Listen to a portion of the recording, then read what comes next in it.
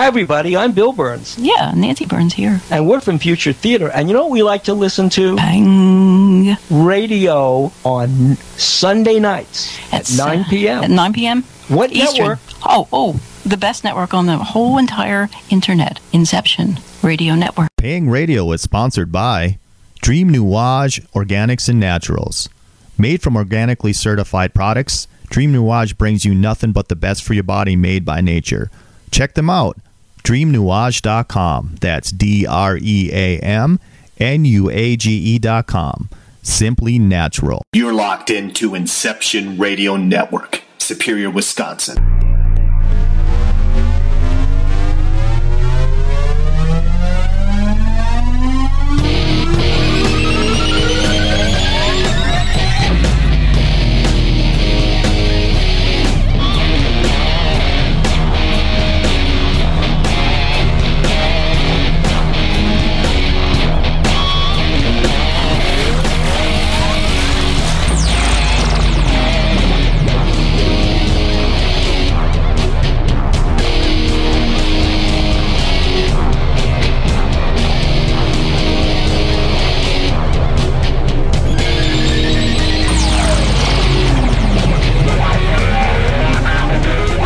Get ready to pang your head. Your radio host for Pang Radio, Mike Lucas.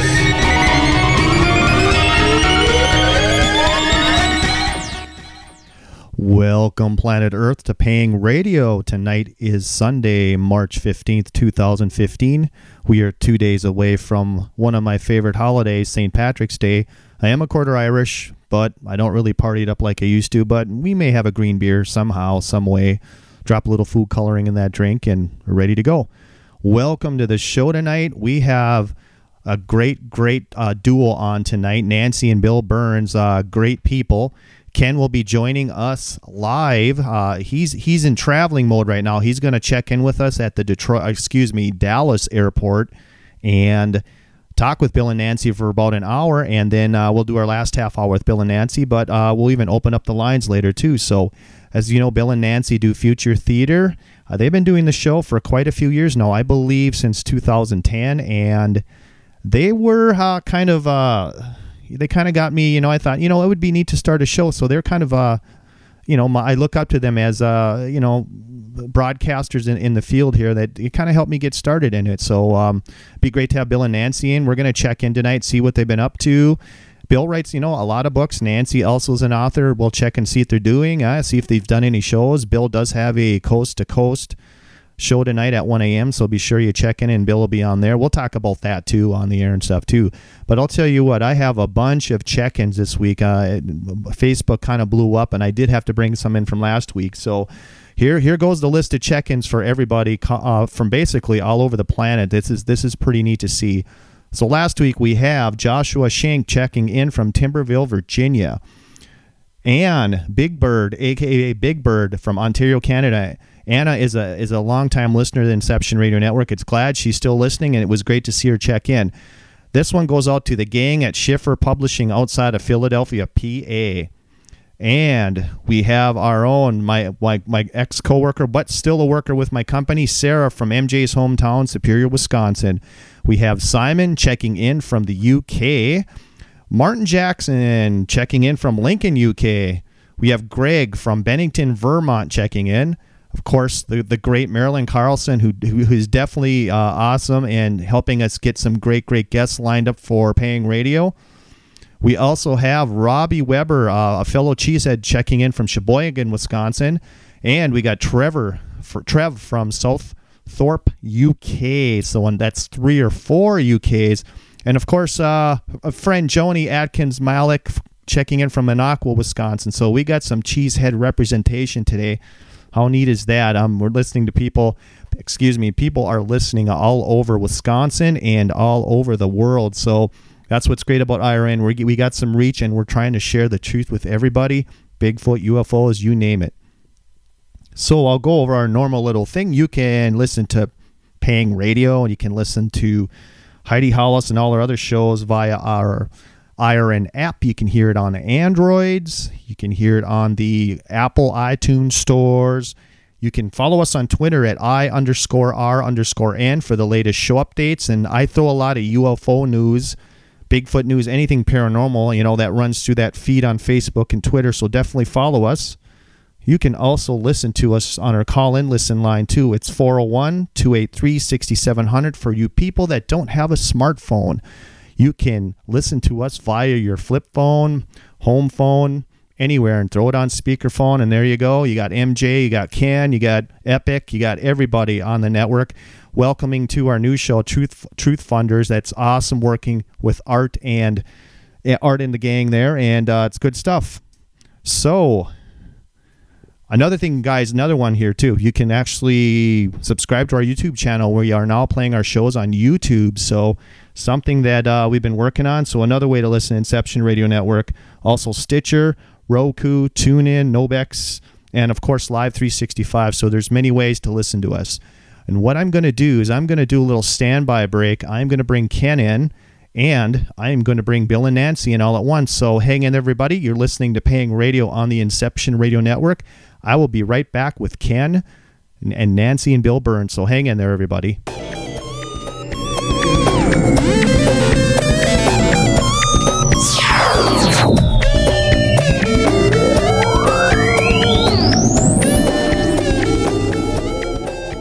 Okay, welcome back to Paying Radio. I have Nancy on the line. We will get Bill in 1 second. And I have Ken in Dallas, in the Dallas airport. Welcome, guys.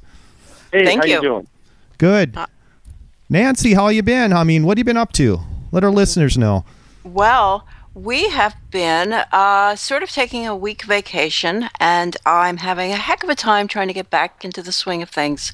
Vacations are, wow, they're fun, but boy, have you ever found? Well, Ken is actually sitting in an airport, so he knows of which I speak. Dallas Fort Worth, yeah. Yeah. Are you able to work all the time? Just open up your lap book and your life is right there for you? I'm not. No. I think Ken just brings his phone with him. Ah. Yeah. I guess I'm lucky in that respect. Well, it's fascinating how much people are living on their telephones. I never would have thought that everybody would be looking at their little screens.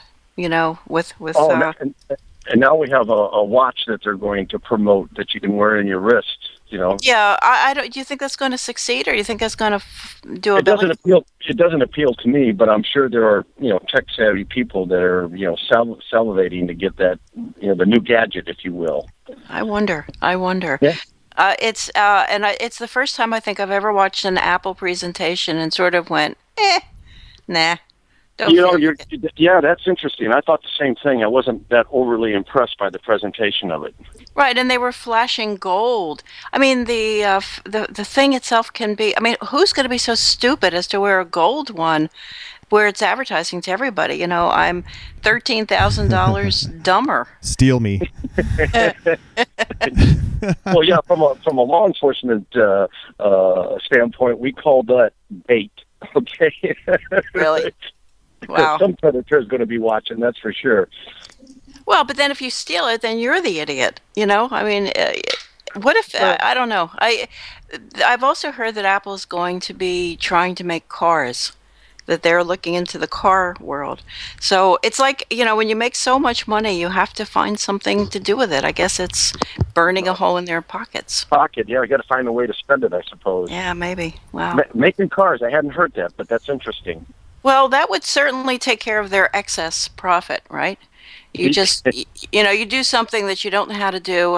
Sounds like our life. You should try something you don't know how to do, and you spend money on it, and so forth. Oops, I'm sorry, hit my thing. But yeah, so.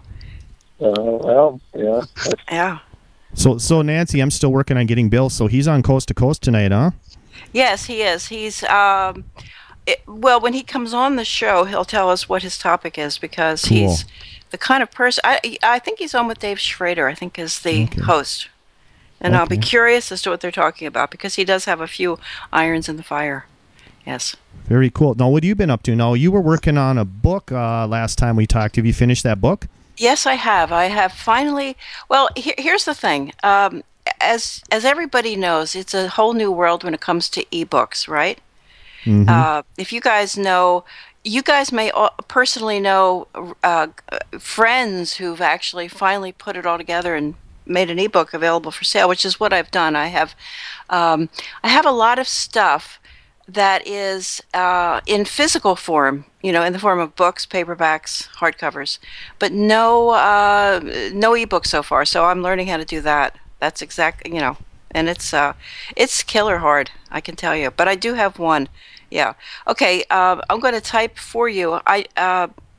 Bill's Skype name. Yes. Yeah. We would need that. Perfect. And as you can see, I'm transparent. If you send me a message, don't ever send me a message saying don't talk about that, because I'll say it right out loud. Oh, okay. No worries. Okay. No. This is just a fun free for all show. Just kind of like the old days, huh? It's perfect. Yeah. So I would say try Doc Birnes. Okay. He hardly ever uses his official titles, but I think for Skype he might be Doc Birnes, Birnes. Okay. Try that, and or William. Geez, on mine. Okay, are you guys on Macintosh or on PC? I'm on PC producing, and Ken is on phone. Okay, so the thing is, I don't understand how that one, on the Skype, where you can find the guy's actual code name. I've got him listed as try WMBIRNES, two words. I believe I have him here. I'm going to add him. He'll have to accept. Are you trying WMBIRNES? I got Doc Birnes. Okay, Doc Birnes, try that. Yeah. And then also try this other. Hello, people. This is the way. You said we've been on the air for 5 years. We are celebrating our 5th anniversary, and we are still learning the technology, I think. And for anybody who thinks they want to do a radio show, keep this in mind. It gets tricky at times. It sure does. Try capital W, smaller case M, space, capital W, BIRNES. See if that rings some Birnes bells. Yeah, the first one worked. I think he just has to accept. It did fall under his name. Yeah, that's his W.M. Birnes. So it did it. You did have his Skype name right. So William Birnes. Okay. Yeah. But we'll wait for him to accept. He's probably looking for the IRN little chimer there. We could have prepared for this, MJ, but we didn't, Ken. I know. Well, that's what I'm saying. It's really hard. I'm telling you. I don't know how. I heard you before you started. As you were starting the show, you were talking about Facebook, and so you've become a fabulous Facebook person, right? I have. I think I spend too much time on it sometimes, but it's great to spread. It's easy to talk about it and get the network out. I mean, it's a good way to do it. Well, how do you deal with stuff that you don't really? Does stuff come across your Facebook page that kind of, to use a word, does it pang your heart? Do you see stuff that from old boyfriends and girlfriends and old? Do you see stuff that makes you sad? I see news and videos that people are posting that make me sad. Societal stuff. Right. Yeah. Right, I mean that is. I try not to watch the news feed because. How do you avoid it? I just don't look at it. Well, how do you do any Facebook? I do see it. Go ahead, Ken. No, I was just saying, I have a Facebook page, but I don't update it, and there's a lot of information on it that's erroneous. Okay, and I don't interact that much on Facebook. I'm not a social media person. Emails, yes. Cell phones, yes. Text a little bit, but for the most part, I'm not a social media type of person. Well, do you guys remember the internet before Facebook? No? Oh, it was MySpace. Right, and before that, do you ever remember being on the internet before you ever, and so those two phenomenons, MySpace and Facebook, are only two locations, two sites. That they're not actually places that I spend very much time in. What about your listeners? Are you pinged off so many, so it does look like it's a thing people still do, right? Mm-hmm. Yep. Yeah. Yep. I'm gonna have to learn it. Yep. I don't see Bill. Did you get Bill? I haven't got Bill yet, but I did send the request. Okay. You know what? I may. Would you like me to? Well, we could take if we take a break. I can go upstairs, which is where he is. Yeah. And bang on the door and lift his mouse hand off of one thing and put it on the other. We will do that, guys. We'll take a break. We'll come back and get Bill on the air. You're listening to Paying Radio on the Inception Radio Network, and we will be right back.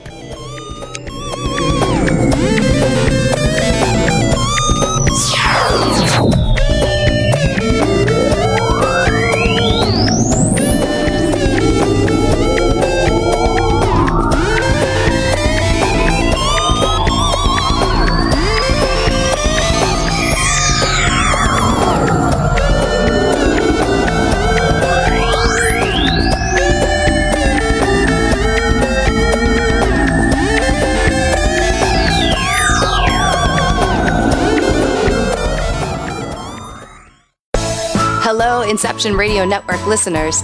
This is Amanda. Remember, you can take your Inception Radio shows on the go. Just download the Inception Radio Network app for your iPhone, iPad, or Android smartphones and access live shows, past shows, guest lineups, and much more. Just visit the iTunes Store or the Google Play Marketplace and download it today for free. Hello, everyone. Lorian Fenton here, host of the California MUFON radio show, asking if you'd like special access to exclusive and amazing information about UFOs, the paranormal, and all things unexplained. If you're nodding yes, then join IRN's Insider Club. As an Insider Club member, you'll get an all-access pass to premier Inception Radio Network content for only $4.99 a month. This includes live UFO and paranormal conferences, live streaming UFO skywatches, exclusive IRN radio and TV productions, and of course, Paying Radio with MJ and Ken Storch. So don't wait any longer. Visit InceptionRadioNetwork.com and click on Member Login to join IRN's Insider Club and get your VIP access today. Howdy, this is Joe Mars. I'm inviting you to tune in to Epic Voyages, 8 p.m. Central, 9 p.m. Eastern, Monday nights, right here on Inception Radio Network. To find out more about Epic and how you can become a member, visit epicvoyagers.com. That's EPICVOYAGERS.com.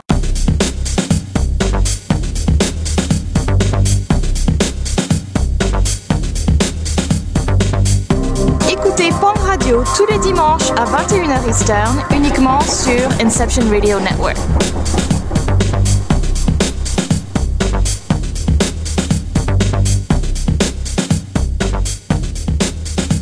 Paying Radio is sponsored by Dream Nuage Organics and Naturals. Made from organically certified products, Dream Nuage brings you nothing but the best for your body made by nature. Check them out. DreamNuage.com. That's DreamNuage.com. Simply natural. You're locked into Inception Radio Network, Superior, Wisconsin. Welcome back to Paying Radio. Tonight we have on Bill and Nancy Birnes, and we were able to get Bill on the air. Welcome to Paying Radio, Bill. Oh, thank you so much, MJ. For some reason, I didn't have you in my connections on Skype, so I'm sorry it took so long, but I'm glad to be here. Glad to be talking to my old friend Ken Storch, that's for sure. Right. And ditto here, too, absolutely. Now go ahead, Ken. Oh, I was just saying that for our listeners, we were discussing, I'm coming back from Albuquerque. I gave a talk at the University of New Mexico West Campus, in Rio Rancho is where I was, actually. And it was a packed audience. What was the topic? It was looking at the...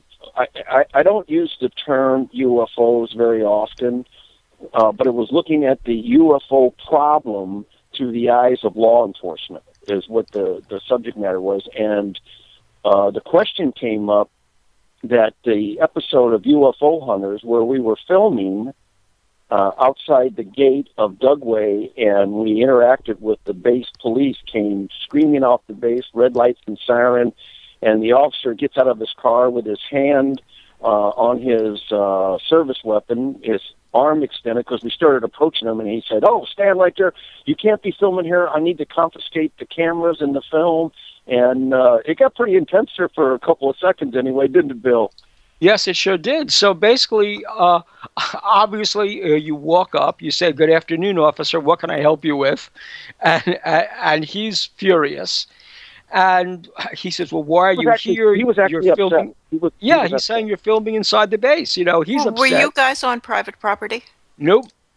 We were on public. Actually, we were right off a county road on Bureau of Land Management land, which is public property. There was a Mormon church right across the road from us, and we were in like a parking lot area. And we were probably maybe 2 miles, maybe a mile and a half from the main gate of the base. You could see it from where we were. It was plain and visible. There wasn't any obstructions. And well, you know, if you ever question whether there's a UFO phenomenon, it's almost like an invisible bubble, but when you hit the side of the bubble just like that, you know something's up. This is weirder than just, you know, you're on private land or you're parking in the wrong spot. This is hand on the weapon weird. Well, yes, it is. It is. And the episode that we were doing there was the Men in Black episode. And there had been an encounter with Bob and I at Dugway with people, or 2 guys anyway, dressed all in black.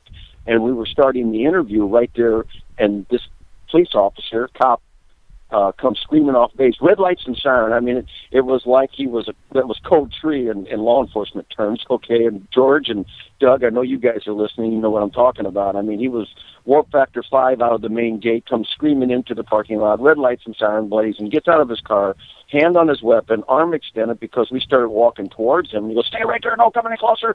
You can't film here. I'm going to have to confiscate your camera and the film." And Bill, you take it from there, because you basically talked to the officer more than. Well, what was his badge? What was his area that he was? Base police, military base police. I mean, that was his job. He was a police officer at Dugway, and so I approached him. And I said, "What's the problem?" And he said, "You can't film here." And I said, "Well, where we're standing is Bureau of Management land. It's not federal military preserve. This is BLM land, and we have shooting permits." So he gets all flustered and says, "Let me see those permits." So I got the permits, I think, from our field coordinator, and showed it to him, and they were perfectly in order. He said, "Well, you're filming inside the base." We said, "The cameras aren't even on. How can we be filming inside the base?" So he was flummoxed. He calls his captain. This guy comes in, big handlebar mustache, looking like Wilford Brimley. and so he basically starts to read us the riot act, and we said, "We understand we can't film on the base. That's not what we're doing. We're right here, State of Utah, Bureau of Management land, with shooting permits, and we're shooting ourselves." Now, what happened, how we captured all that footage, was that our cameraman, our B cameraman, Brian Garrity, Ken, you remember the scene in the China Syndrome when Michael Douglas, as the cameraman, when people are screaming at Jane Fonda and Michael Douglas, "You can't film, you can't film." Douglas had the camera down by his knee, aimed it at the board where Jack Lemmon was trying to figure out what was going on with the nuclear reactor, and began filming. Well, Brian Garrity did the same thing. He held the camera down, and he's filming the interaction, and I mic'd so we could hear the whole thing. He is filming the entire encounter. So then the police captain shows up, and we say, "We don't understand what's wrong, Captain. We're just here on BLM land, just us mice, not bothering anybody. But we have got some questions for you, sir, about what's going on at this base." Well, the captain gets freaked out, so he calls the base public information officer, this tiny little person, real sweetie pie, shows up. She'd been up all night doing some other press work, and she starts talking to us about, and this was like a golden rainbow opened up for the PIO of one of the most secretive military bases in the country showing up on camera to talk about what's going on at that base. Isn't that kind of an oxymoronic job if she's got to be the public relations officer of a secret? Yeah. Let Ken answer that. Yeah. Yeah, I'm sorry, I was distracted by the announcement. Go ahead. What did you ask? No, what we're saying, no, what Nancy asked was, isn't it an oxymoron for a highly top secret base to have a public information officer? Well, yeah, and just so our listeners understand something, Dugway is the largest, encompasses more land than any other base in the continental United States. Really? And that's including Area 51. Yeah, it is huge. Well, Ken, you said you just gave a talk at the University of New Mexico? At West Campus, yes. Well, are they actually touching upon the UFO subject in universities? It was publicized. It was a small lecture hall. It had probably 120 people, and it was packed. Wow! And you've heard Stanton Friedman talk about how packed his audiences constantly are. So young people are still interested in this topic, eh? There was a number of college students and local residents in the area of Albuquerque that showed up, and yeah. Very cool. I think, I don't know for a fact, but it looked like there was a couple of professors in the audience too. In fact, one question came from a gentleman that teaches at the West Campus there about the UFO Hunter episode that we were talking about. Right. Well, did you get a lot of debunker type questions like this is just BS? No. It was, in all, it was very, very positive. It was, I think, probably, if I had to give a percentage, I'd say somewhere between 80 and 90% of the people were believers. Wow. Nice. Yeah. Nice. Yeah. And I referenced, I think I may have wrinkled some feathers when I said when people tell you that there is no scientific proof, I said you have to go look at project identification. I said it's one of the largest scientific examination of the UFO enigma, and it was done by a major university, and nobody. Wait, say that again. What is it that you say it again? Project identification. And it was done by Professor Harley Rutledge, and he was head of the physics department at Southeast Missouri State. And when did he do this? It was 1973 is when it took place. Ah, okay. And in order to work to be a part of his team, and he had 26 people, you had to have a graduate degree. Working on your MS or your doctorate degree, so right. It wasn't Ken Storch, the police officer, that was allowed to be on the scientific team. Okay, right, 26 people. He had 3 stations. He employed some of the most high-tech equipment at the time, including infrared cameras, electromagnetic detectors. He had an airborne unit that had radar. The pilot was a PhD, and the radar operator was... This is in 1973. I'm writing all this down right now. And how can you get project identification? And this is under the auspices of the university, right? I'm sorry. What's that? This is under the auspices of the university. The initial funding for the first 17 months, it lasted for almost 5 years. Wow. The first 17 months was funded by the University of Missouri. And then it was picked up by St. Louis Post-Dispatch and KMOX radio. Wow. Yeah. Wow. And I have a copy of the hardback book was given to me today or yesterday at Albuquerque. And well, have you started to look to see what's online from this book? Oh yeah. I found out about this book 4 years ago, Nancy. I didn't even know that the scientific study had been done. I never heard of it. No, me either. And this is fascinating stuff. And so, was this a thorough, or what was the results of this investigation? What did they? Out of 864 objects that they witnessed over this 5-year period that they recorded, that they saw more, but he only in his paper analysis he referenced only the objects that they were able to record. out of 864, 82 of them, he felt, Professor Harley Rutledge, felt that not only were they constructed craft, but they were under intelligent control. And in 16 of the encounters, the craft interacted with the observers on the ground. They would flash lights, and the craft would flash lights back. It sounds like the Cometa report, doesn't it? Yeah. You know, in other words, it's in University of Missouri. I never heard of this, and I think Rutledge, Harley Rutledge, his name does ring a bell. He might be in the file someplace, but well, the reason I'm asking is it online, because if this is in 1973, somebody has to physically scan all those pages in and OCR them, right? Oh, I would think so. Absolutely. Might it be you, Ken? I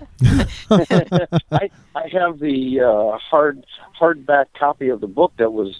That's what I'm saying. See, it's not in print, but yeah, I was very honored to receive the book.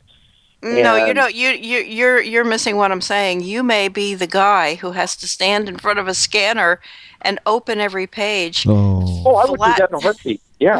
Really? Oh, shit. Oh, yeah, absolutely. I think this needs to get out because, like I said, I've been involved in the flying saucer enigma since 1973 when I was in the Air Force. And I never heard of this project identification. It was done scientifically by a major university. Right, me either. Yeah, in 1973, and this should be front page. This is like Blue Book, as I said, or the United States version of Project Cometa, the Cometa report, which is Belgian, I think. French. It's from France. But well, I think it goes to the root of the problem is that there's.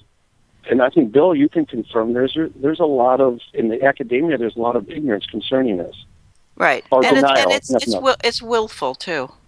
It is willful. One of the things that Peter Sturrock, who was part of the Pocantico Hills Lawrence Rockefeller study, said was that what piqued his interest was Jacques Vallée saying to him that there were so many astronomers who actually saw UFOs in between them and the objects they were photographing. They were actually getting annoyed. Somebody get that lousy flying saucer out of my lens. And so Peter Sturrock asked Vallée, well, why don't these people go public? I mean, these are important astronomers at important institutions. Why don't they say something? And Vallée had a very, very pointed answer. He said, where do most, if not all, astronomers get the funding for their projects?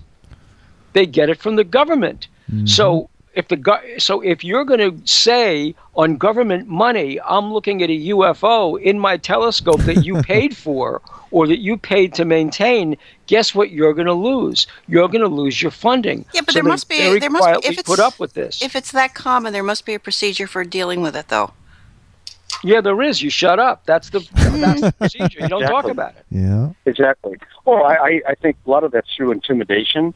A lot of the funding comes from the federal government concerning these universities. They have a stranglehold on that type of information. Well, you know, Bill is right now on a show called NASA's Secret Files, something like that. NASA's Unexplained Files, right? It's on Discovery Channel, and it's almost as good as UFO Hunters, I have to say. They really seem to be not bringing in debunkers, telling the true stories, but it's NASA. And they have Stanton and they have Bill as talking heads and lots of other folks. Do you think, Bill, that this is a true story? I mean, you're sitting on the couch watching it. You were part of it. How different or like UFO Hunters is this? Well, well, first of all, it's not at all like UFO Hunters. But the thing is that in this latest episode that was from last week, I was actually the debunker. It was funny. I was actually in the role of the debunker in the Cash Landrum story, while the show itself was pushing the UFO explanation. And this all had to do with, and Ken, you probably remember this, after Jimmy Carter's attempt to rescue the hostages from the American embassy in Tehran failed because there was no communication between the various armed services that were part of the special operations mission. The helicopters didn't really have night vision for this. I mean, there were a whole bunch of problems.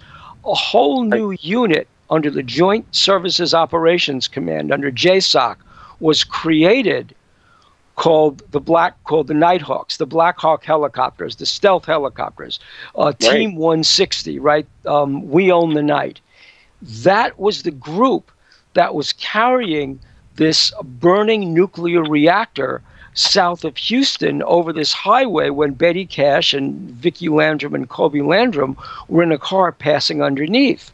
And the person who told us about this, or at least gave us the direction like a deep throat, was the head of Texas Air National Guard, because units were pulled from the Texas Air National Guard to join in this convoy of helicopters escorting this device chained to helicopters out over the Gulf where they dropped it in the water. And so we knew this. And then when we were filming on Long Island for the Brookhaven episode, someone who identified himself as a non-official cover officer for the CIA said that that whole operation was planned out of the Intelligence Support Unit for the Joint Services Operations Command, because it was so classified that the United States military was working on small suitcase-sized nuclear reactors to power these personal aeronautical devices. It didn't work. The project failed. They couldn't shield the occupants. It just turned out to be an epic failure, and this was one of the pieces of failure from that operation. Wow. Well, it's interesting you say that, because I know when I reinvestigated the Cash Landon case, about 4 to 5 weeks prior to the encounter with Betty and Vicki and Colby, there were reports coming in all over the Gulf as a result of seeing helicopters and this huge bright object with either hanging or being escorted by the helicopters. And I always did feel, and I told Betty Cash and Vicki Landrum have since passed, but I always felt that it was a U.S. device, that what they encountered. Right, it was messy. It made them very sick. It was, I interviewed, I think it was Dr. Anderson. He's like one of the world's leading doctors at the time. He treated Betty. Right, he treated Betty. Yeah, he did. He happened to be in the emergency room when she went there. She had water blisters on her face and on her hands, because she's the only one that really got out of the car. And he recognized radiation poisoning right away. And his first question was, how does a woman in rural Texas get radiation poisoning? Right. How does that happen? Exactly. I asked him specifically, I said, how bad was it? And he said, it was equivalent to her being within a mile of Hiroshima detonation. Wow. Exactly. Yeah. Well, can you extrapolate then how much radiation that was putting out? Well, I can tell you this much. It melted the pavement, which was blacktop, and that was all replaced. It was for 100 yards in either direction where the craft or where the object touched down, and all of the trees, when I was there, had been removed for at least 1/8 of a mile in every direction.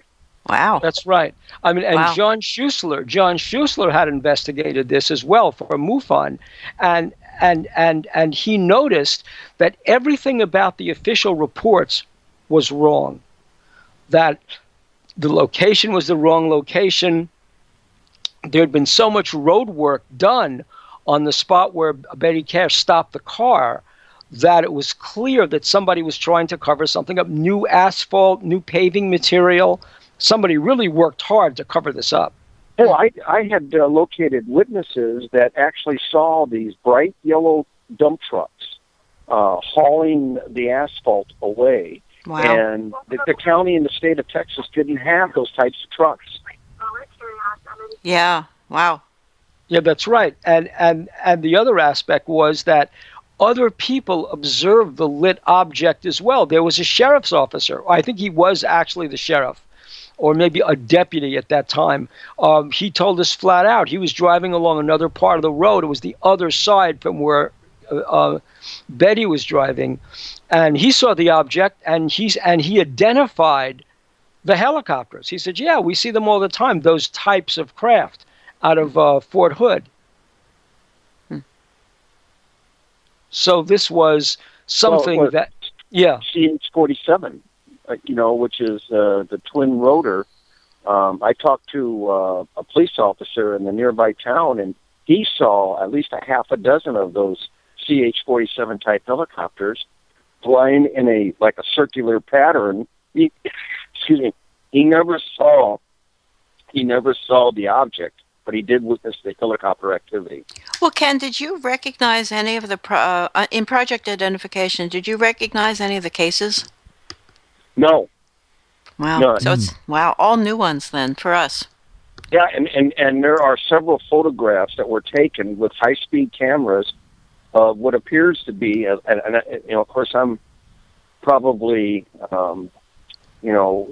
contaminated in the sense that I believe in flying saucers, but they look like flying saucers to me. I'm sorry, but that's what they look like. Right, and there's no Photoshop back then for young folks to hear. This was taken with high-speed film, black and white, 35 millimeter with telephoto lens. Right. Okay, and they were sitting on camera. On tripods. I heard that there was film taken, 8 millimeter film, but I have not seen that. I have not been able to confirm that. But there the Blue Book investigation is now, the entire Blue Book is now online, I think, because of John Greenwald. He has a thing called the Black Vault. He used to be the youngest person to ever really take all this information and put it online for folks back in the day. Now he's middle-aged, but he was a young. He had the FBI show up at his house and talk to his parents about what he was doing. He was filing all these FOIA requests. Right. I didn't know that. I thought, wow. I should have actually. We should have. We have never had him on our show. We should really talk to him. He was one of our producers. Busy guy. Yeah, he's a busy guy. Yeah, he was one of our producers in season 3 and season 2 on UFO Hunters. He was very active. Well, we've been actually getting new guests based on young people now going over the recently released Blue Book. It's like people are, that's public information. It's our own public record. You can go through it and open up some of these cases that the government at least. Well, I'm going to make a prediction, and this is strictly a gut feeling based upon what I'm feeling and seeing. I think we're going to have another major incident that's going to spark a whole lot of interest, like another Kenneth Arnold, or maybe another Roswell. But I think we're going to have another event that's going to take place that is going to capture the attention not only of people here and younger people in the United States, but probably of the world. I think we're building up. I feel it coming, don't you? Yeah, absolutely. Yeah. The more that we send more and more probes and more that we begin to probe, Mars and Venus. Now they want to go to some of the moons around Saturn. The more we venture into this sea called space, especially in our own solar system, I think we're going to find that we're going to have the encounter. And I think, this is just my gut feeling, but I think the Vatican knows this. That's why they've changed their stance. I also think that NASA and the government realize that they can only keep the lid on the kettle for so long. Yeah, I think you're absolutely right. I was thinking all of this when I was watching that stuff. Why is NASA fronting a show? On one hand, you expect them to. They have the money, they have the facilities, but you expect them to totally debunk everything. You don't expect them to suggest, for even the moon landing that NASA did, they didn't make the naysayers as nutty as they could have, let's say. Hey, guys, I'm getting the evil eye from the flight attendant. We're getting ready to pull away from the gate, so I got to have to sign up. Hey, Nancy, Bill, I want to hook up with you guys. MJ, it's up for you to run with the ball with these two now. No problem. Okay, Ken. We will talk this week. I've got something for you. Yeah, I got something for you too, sir. So we'll exchange. Okay. Yeah. Okay. Bye. Have a safe trip. Yeah. You guys be safe and enjoy the evening. And hey, once again, thanks for coming on, and thanks again to our listeners. Appreciate it very much. Wow, Thanks, that is Ken. so cool. Thank you, Ken. That is such a cool radio moment. I'm on the plane. I got to close it down. I mean, that's the thing. That's why I think something's going to be. I think Ken's absolutely right. Something's going to happen probably this year. The internet demands it. the internet is ready. There are radio shows that you can listen to now that we'll talk about it, not just one or two shows at the end of the weekend. People.